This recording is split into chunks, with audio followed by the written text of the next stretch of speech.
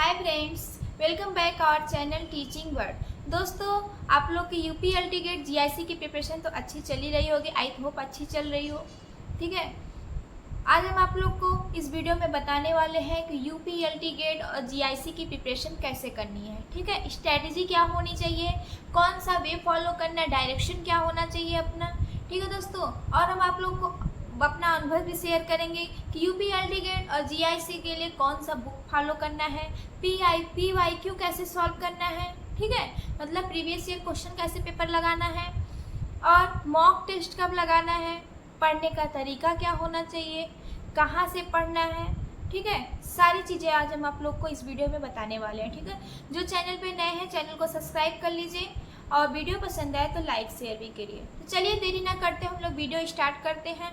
दोस्तों, आप लोग को पता ही है कि यूपी एलटी गेट जीआईसी के साथ साथ टीजीटी पीजीटी की वैकेंसी भी आ गई है।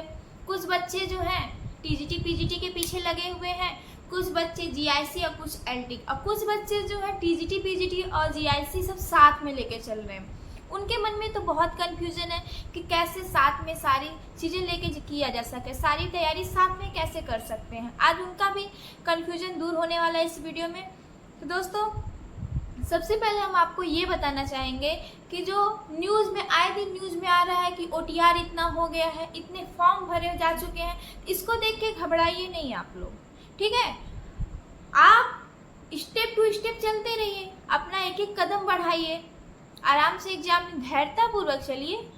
ठीक है, ये नहीं सोचिए कि इनका तो हमसे आगे हैं, इनका क्वालिफाई हो जाएगा, हम पीछे हैं अभी, ये सब थॉट माइंड में नहीं लाइए। आप स्टेप टू स्टेप चलते रहिए, एग्ज़ाम अपने आप निकल जाएगा। ठीक है, हाँ, और एग्ज़ाम निकलने का भी एक डायरेक्शन होता है। बहुत टीचर के चक्कर में मत पड़िए कि हाँ आज इस टीचर से पढ़ लिया, आज कल उस टीचर से पढ़ेंगे, फिर नेक्स्ट टीचर से पढ़ेंगे, ऐसे आप में आपके माइंड में कन्फ्यूजन होगा। ठीक है, आप किसी एक टीचर को फॉलो कीजिए और उसी पे विश्वास बनाइए, उसी पे ही टिके रहिए, उसी का नोट्स देखिए, उसी का क्लास देखिए। एक बार क्लास नहीं समझ में आए रिवीजन करिए क्लास का, दोबारा क्लास पढ़िए। ठीक है, लेकिन एक टीचर को फॉलो करिए और एक बुक फॉलो करिए। 50 बुक का अगर ढेर लगा लेंगे आप बस देख के घबराएंगे, कुछ आपका क्लियर नहीं होने वाला, क्योंकि किसी भी टॉपिक में आपको पीएचडी नहीं करनी, आपका टारगेट है कि सिर्फ एलटी निकालना है। ठीक है दोस्त, इस बात को ध्यान दीजिएगा, किसी भी टॉपिक का आपको पीएचडी नहीं करनी कि एकदम डीप में घुस जाइए।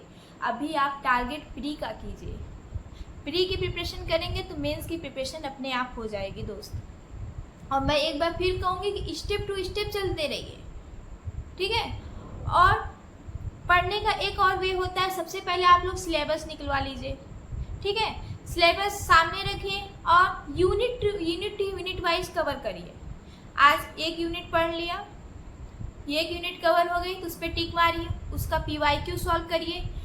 सन 2018 का जो एलटी गेट का पेपर है उसको उठाइए, उस यूनिट से जो क्वेश्चन आए हैं उसमें देखिए कि आप जो यूनिट कवर कर चुके हैं वहाँ से क्वेश्चन आपके फंस रहे हैं कि नहीं, फंस रहे हैं तो आप सॉल्व कर पा रहे हैं कि नहीं।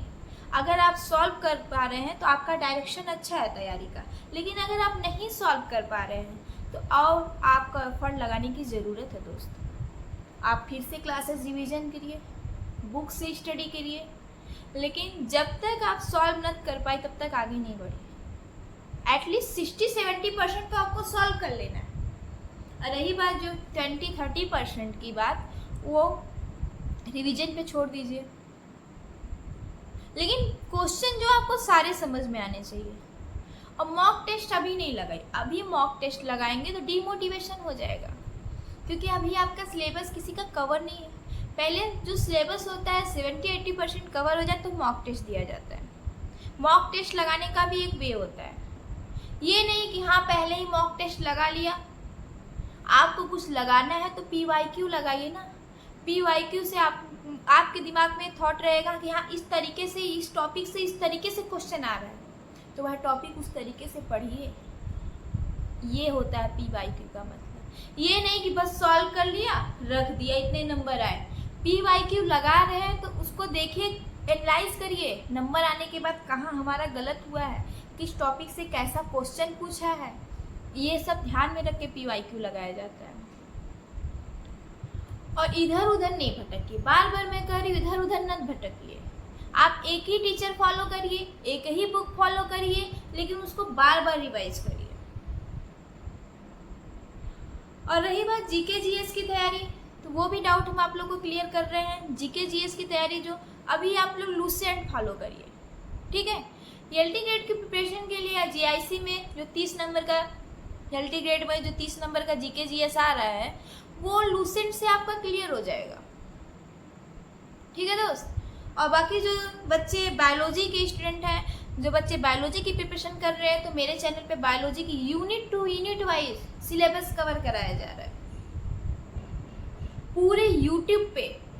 और जो पेड बैच भी दे रहे हैं वो लोग भी यूनिट टू यूनिट वाइज नहीं कवर करा रहे, लेकिन मैं अपने चैनल पे यूनिट टू यूनिट वाइज सारे सिलेबस लेके चल रही हूँ, ताकि बच्चे उसके बाद एक यूनिट कवर करने के बाद या एक एक टॉपिक का एमसीक्यू करवा रही। जो क्लासिफिकेशन चैप्टर है उसका एक टॉपिक मान लीजिए प्लेटीहेल्मिंथेस करवा दिया, तो कल उसका एमसीक्यू करवाऊंगी, ठीक है।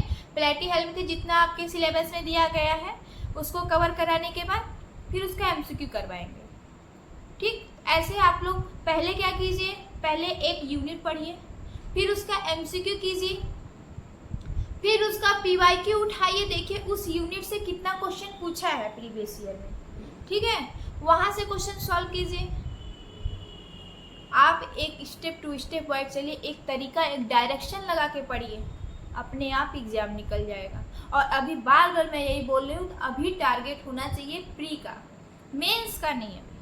प्री का तैयारी अच्छे से कर लेंगे तो मेंस अपने आप निकल जाना है।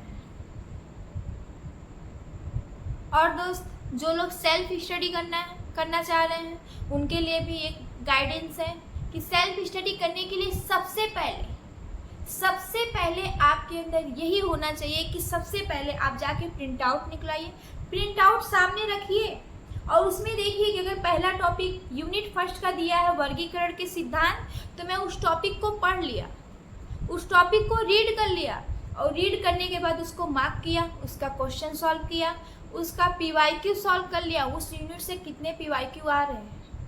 ये होता है सेल्फ स्टडी। और एक एक यूनिट लेके चलिए, ये नहीं आज ये इंटरेस्टिंग लग गया यूनिट इसको पढ़ लिए, ये यूनिट इंटरेस्टिंग हो गया इसको पढ़ लिए। 11 यूनिट दी गई। अगर मैं बायोलॉजी की बात करूँ एलटी ग्रेड की, तो आप लोग में 11 यूनिट दी गई है।